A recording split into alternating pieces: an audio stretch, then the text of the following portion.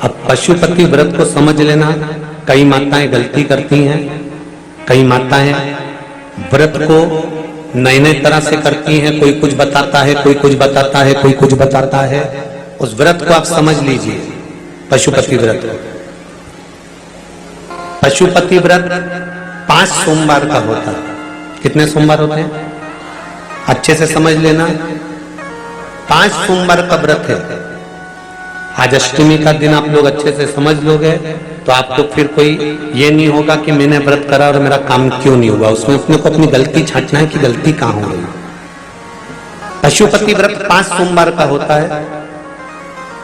बीच में किसी सोमवार पर यदि एकादशी पड़ जाए या कोई तीज पड़ गई या कोई त्योहार पड़ गया, कोई नवरात्रि का व्रत कर रहे हो या कोई त्योहार का व्रत कर रहे हो या कोई तिथि का व्रत कर रहे हो और उस दिन सोमवार पड़ गया, अब आपने विचार करा कि मेरा पशुपति का भी व्रत है और साथ में तीज का भी व्रत है, तो कौन सा व्रत करूं मैं। तो उस समय पर आपको पशुपति व्रत छोड़ देना चाहिए। फिर आप तीज का व्रत कर लो या चतुर्थी का करती हो तो चतुर्थी का करो, छठ का करती हो तो छठ का करो, नवरात्र के व्रत करती हो तो नवरात्र के करो।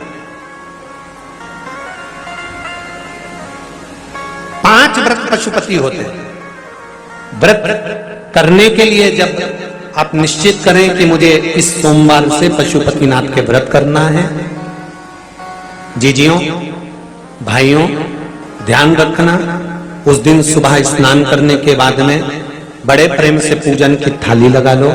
उसमें चंदन, अबीर, गुलाल, जो भी आप रखना चाहें, रौली, चावल, मूली, जनेऊ, पंचामृत, चाहो तो अलग अलग ले जाओ, चाहो तो एक साथ मिलाकर ले जाओ। भगवान शंकर की पूजन करो सुबह के समय पर और शिव जी का पूजन कर कर आराधना कर कर भगवान शंकर से प्रार्थना करो, हे शिव जी, हे ओगड़दानी, हे त्रिकालदर्शी, हे कैलाशी, अविनाशी, आज से मैंने पशुपति व्रत प्रारंभ करे।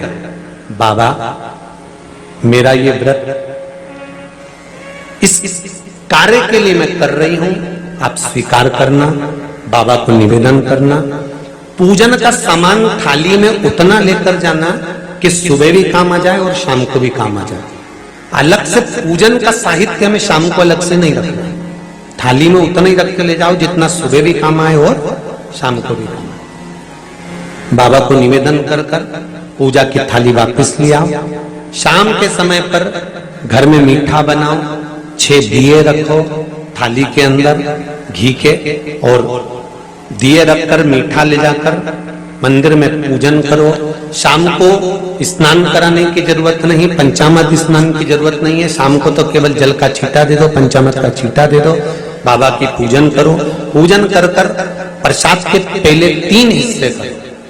3 हिस्से करने के बाद फिर आप दिया लगाइए।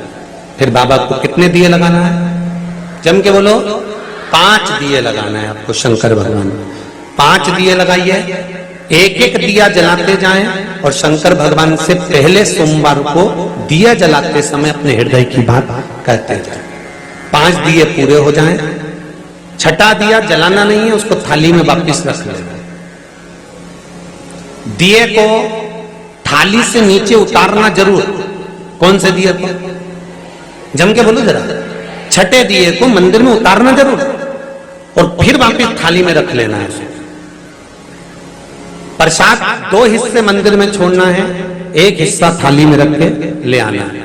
पूजन कर कर बाबा को निवेदन कर कर वापस आइए। शाम को जब घर में प्रवेश करो, सीधे हाथ की ओर घर में अंदर जाते समय अपना जो राइट हैंड हो, अपना जो सीधा हाथ हो, उस ओर बैठो और बैठने के बाद उस दिए को प्रकट कर लो, प्रज्वलित कर लो। वहां पर भी शिव जी से प्रार्थना करो, हमारा यह कार्य है, सफल करिएगा। बाबा से निवेदन करके घर के अंदर प्रवेश कर जाओ। भोजन जब जीमने के लिए बैठो, भोजन करने के लिए बैठो, सबसे पहले जो प्रसाद लेकर आए हो उस प्रसाद को खाइए। जो प्रसाद आप लेकर आए उस प्रसाद में से किसी को नहीं देना है आपको, अकेले खाना। उतना ही प्रसाद लेकर जाना जितना खब जाए, छोड़ना भी नहीं। सबसे पहले प्रसाद खाइए, उसके बाद में भोजन करिए। इस व्रत में सुबह आप फलहार कर सकते हो, शाम को भोजन कर सकते हो।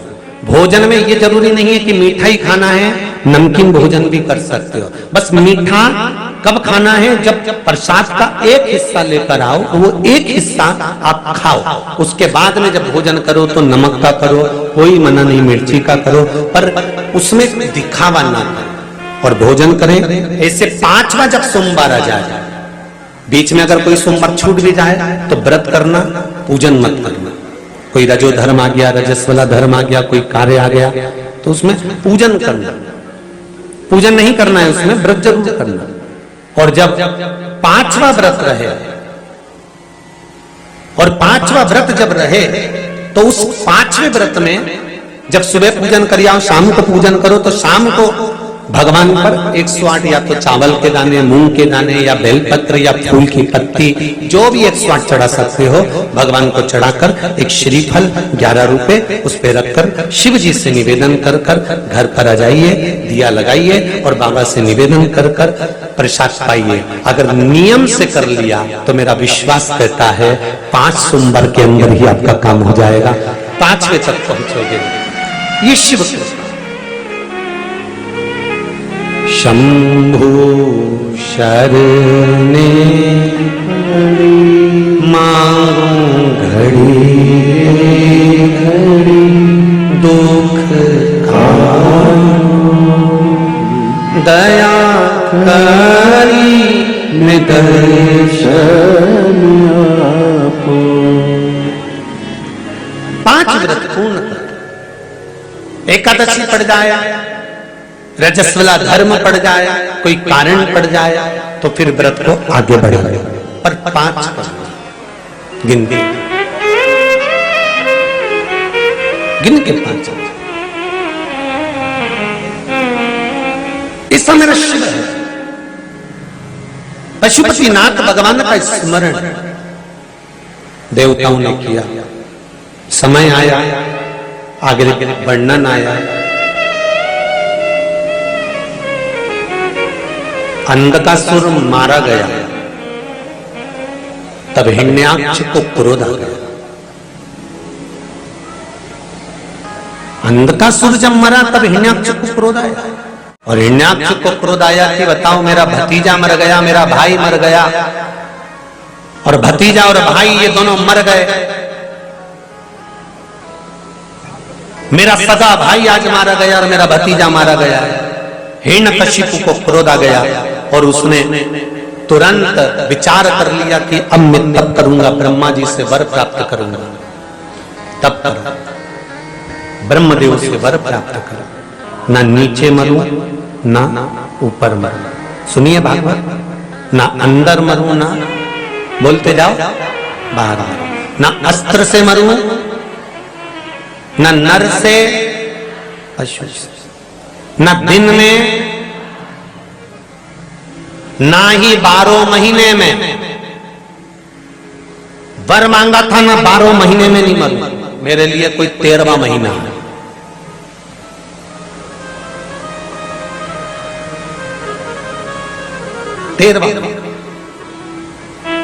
ब्रह्मा जी ने कह दिया तथास्तु,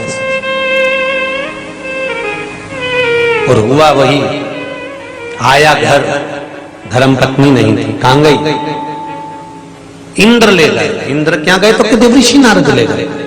नारद जी क्या, इंद्र जिस नारी को लेकर आए थे हिरण्यकशिपु की पत्नी को, वो पत्नी देवऋषि नारद की गर्भित थी, और गर्भित नारी को देवऋषि नारद ने जो ज्ञान प्रदान करा, उस ज्ञान के बल से गर्भ से जो संतान उत्पन्न हुई, उसने जन्म लेते से ही भगवान के नाम का एलाद करा, उसी का नाम प्रहलाद हो गया।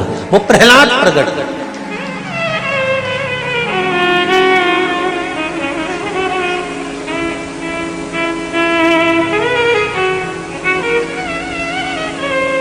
पूछा हिरण्यकशिपु ने, मेरी धर्म पत्नी आपकी? हाँ, ये आपका पुत्र, ले जाओ। गुरु का काम केवल इतना ही है, एक सतगुरु का काम संस्कार देने का है, राष्ट्र को संवारने का है, संस्कृति की ओर लेकर जाने का है, सभ्यता की ओर लेकर जाने का है। गलत मार्ग पर अगर कोई चल रहा है तो उसको सतमार्ग बताने का है। गुरु सतमार्ग की ओर लेकर जाता है, और वो किया। देव ऋषि नारद ने गर्भस्थ बालक को जो ज्ञान दिया है उसके बराबर कोई ज्ञान नहीं दे सकता। और हमारे यहां भी शास्त्र कहता है गर्भ का ज्ञान प्रथम ज्ञान होता है। अभिमन्यु का चरित्र भी कहता है, माता के गर्भ में बैठकर चक्रव्यूह में प्रवेश करना सीख गया था। मां सो गई तो चक्रव्यूह से बाहर निकलना भूल गया था, क्योंकि मां सो गई। और आपसे भी निवेदन है मेरी भारत माता की माताओं से, जितनी माताएं इस पावन शिव महापुराण की कथा को सुन रही हैं, चाहे आस्था चैनल पर, चाहे फेसबुक यूट्यूब पर, और चाहे इस पावन रायसेन के पावन प्रांगण में, आपसे भी निवेदन करना चाहूंगा कि बच्चों को ज्ञान दीजिए, संस्कार दीजिए, और उसको हमारे सनातन धर्म के बारे में बताना प्रारंभ करिए। नहीं तो आने वाली पीढ़ी रोना चालू कर देगी। उसको संवारने की जवाबदारी आपकी है, उसको सुधारने की जवाबदारी आपकी है।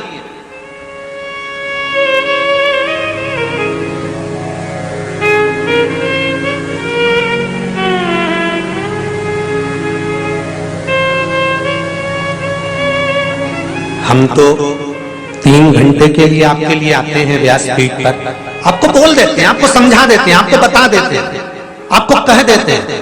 कुछ उपाय आते हैं शिव महापुराण के, आपको वर्णन कर देते हैं। कोई स्कंद पुराण में, पद्म पुराण में, अग्नि पुराण में, नर्मदा पुराण में, लिंग पुराण में, वायु पुराण में, ब्रह्मवेत्ता पुराण में, आदि पुराणों में जिसको मिलता है वो आपके सामने परोस देते हैं।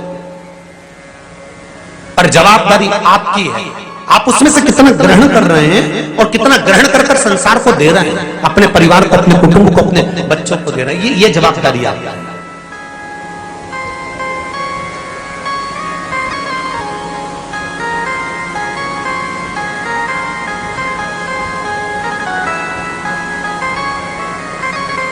महाराज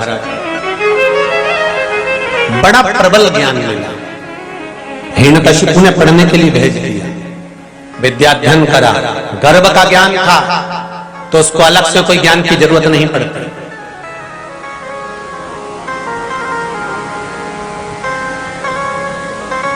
जब गर्भ में संतान होती है तो पहले की बुजुर्ग माताएं कहती थी रामायण पढ़ो, गीता पढ़ो, शिव पुराण पढ़ो, थोड़ा सा काम करो, शरीर से थोड़ा काम करो। आज के जमाने में तो डॉक्टर कह देते हैं बेड रेस्ट, केवल पड़ी रहो और व्हाट्सएप चलाती रहो।